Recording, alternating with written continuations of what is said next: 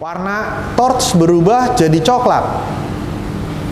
Biasanya perubahan pada warna koral itu terjadi gara-gara parameter. Balik lagi ke parameter di akuarium kita itu, dia cukup stabil nggak? Wah, saya suka banget dengan bintang laut pasir itu. Jelek sih, bintangnya biasa aja. Warnanya ya putih doang. Tapi saya suka fungsinya dia. Dia itu bantu deh. Dia akan ada di dalam pasir kalian. Dia bantu makanin semua kotoran-kotoran sampahnya itu. Jadi kayaknya banyak banget. 15 pertanyaan. Oke, cepet aja deh. Kenzi Rafael Chen, Om Ponto, koral paling bisa bertahan berapa bulan ya? Bagaimana cara untuk warna koral tidak berubah dan bisa bertahan lama koralnya? Please advice-nya. Terus bagaimana cara menggabungkan ikan bobi dan ikan Japon di satu tank? Sulit pelihara ikan bobi dan Japon ya Om Ponto. Please advice-nya juga Om. Thanks. Ini ini semua pertanyaannya tadi kita udah bahas. Cuman ya kita singkat aja deh. Kalau pertanyaannya koral paling lama berapa bulan? Kita koral ada yang bertahun-tahun. Koral itu hidupnya panjang. Selama kita punya parameter air bagus, koral itu akan lama. Umurnya koral tuh lama-lama. Bisa 10 tahun. Wah, lama. Terus bagaimana cara koral tidak berubah warna? Ya, balik lagi kayak tadi tuh. Parameter airnya kita tetap jaga, stabil. Warna pasti bagus, koral pasti tahan lama. Terus untuk ikan botana, Japon, botana biru, itu karena dia setipe dan ikan-ikan yang lumayan agresif. Mungkin kalau ngakalinnya masuk berdua, lihat dulu akuariumnya cocok nggak buat mereka. Kalau misalnya akuarium 1 meter dikasih 2 ekor ikan seperti itu, kayaknya akan susah sih. Cuman kalau misalnya tempatnya cukup untuk jaga wilayahnya masing-masing, saya rasa nggak masalah kita masukin berdua di saat yang bersamaan. Cuman kalau misalnya satu udah duluan masuk, nah aduh itu susah banget deh. Susah. Satu aja kita belum tentu bisa hidup. Gimana kalau misalnya berdua? Saya rasa itu ya. Saya mau jawab singkat nih. Thank you Om Kenzi. Next, Muhammad Saiful Fikri Ramadan. Om Ponto, saya belum tes kit, langsung masuk koral tapi pada sehat. Nah, selamat karena Anda mungkin banyak berbagi. Tapi ya kalau misalnya dia airnya baru, masih fresh, pasti koralnya bagus. Cuman saat udah mulai lama, berapa waktu kemudian, pasti parameternya, mineralnya pasti dikonsumsi sama koral dan mulai ada penurunan. Jadi ada baiknya untuk kalian tes, untuk kamu tes, biar dia bisa balik. Si mineralnya itu tetap angkanya di sana. Dan kalau air baru ya pasti rata-rata bagus. Next, Mustafa Kamal. Mau tanya Om Ponto dan Om Niko, apa dalam proses cycling itu harus ada fase di mana copepod itu hidup? Apakah tidak semua proses cycling itu harus timbul fase itu? Ini pertanyaannya mantap juga nih. Saya juga agak bingung nih jawabnya. Cuman, tapi yang namanya proses cycling ya, cycling proses itu sebenarnya, cycling proses itu terus-terusan. Jadi kita cuman tahu start proses cycling. Start proses cycling itu di mana kita udah bikin akuariumnya, kita udah masukin airnya, kita udah masukin bakterinya dan masukin amonianya. Start cycling itu terjadi. Jadi udah ada bakteri, udah ada amonia. Ya mungkin saya jelasin lagi sedikit. Di mana kita udah ada bakterinya, kita kasih makanannya dan bakterinya akan mengolah si amonianya jadi nitrit, nitritnya diolah jadi nitrat, dan itu akan terus. Begitu terus cycling. Nah, saat fase copepod itu terjadi, pasti kita akan ngelewatin.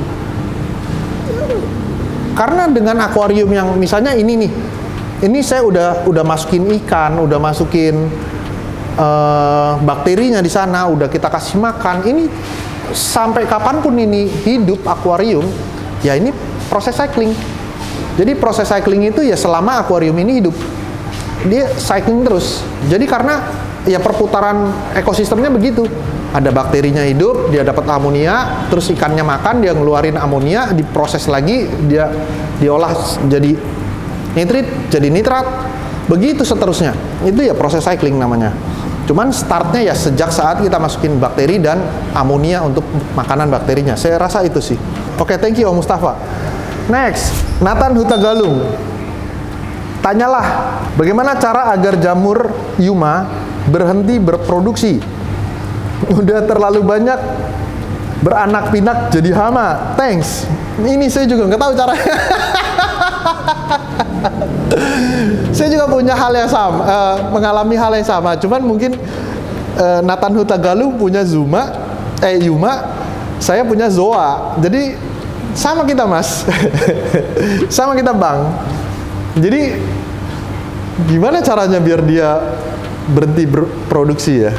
Saya juga nggak tahu caranya gimana, karena zoanya terus ngerambat terus. Nanti kalian lihat nih, ini zoa saya dari cuma satu koloni, satu batu, sekarang naik-naik ke pipa kayak gini nih. Saya juga bingung nyetopnya bagaimana. Oke, next.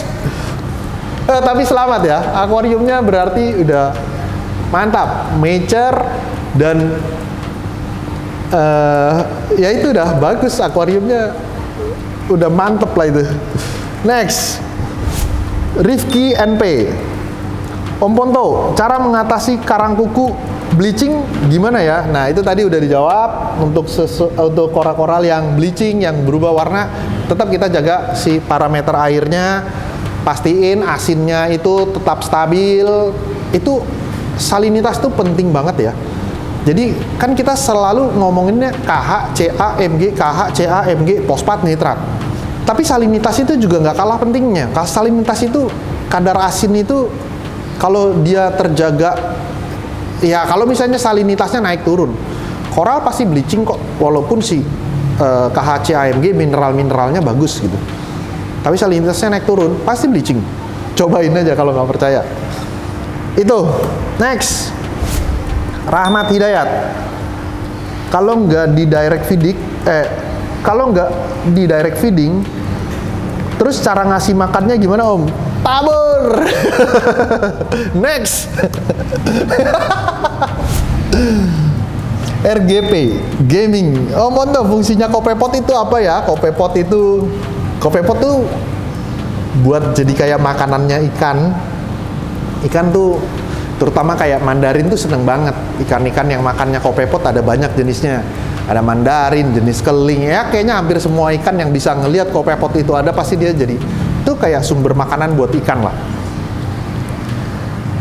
Mungkin ada fungsi yang lainnya, cuman ya saya juga nggak begitu tahu apa fungsinya si Kopepot, tapi setahu saya itu jadi sumber makanannya buat ikan. Next. Hieronymus Anggrian. Om, bagaimana cara menggabungkan ikan jenis tank biar nggak berkelahi? Saya punya purple tank di akuarium sudah lama dan ini dapat yellow tank, tapi ukurannya kecil. Bagaimana biar si yellow tank atau si ikan baru ini tidak dibully? Nah, ini tantangannya main di laut.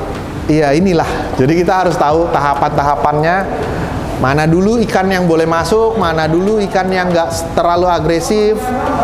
Jadi saat kita masukin ikan yang lebih agresif, akhirnya kita masukin ikan yang lain itu, ya ini tantangan lah. Gimana caranya biar dia bisa hidup damai di dalam satu akuarium. Biasanya nih, coba pakai box karantina. Ini yang saya lakuin.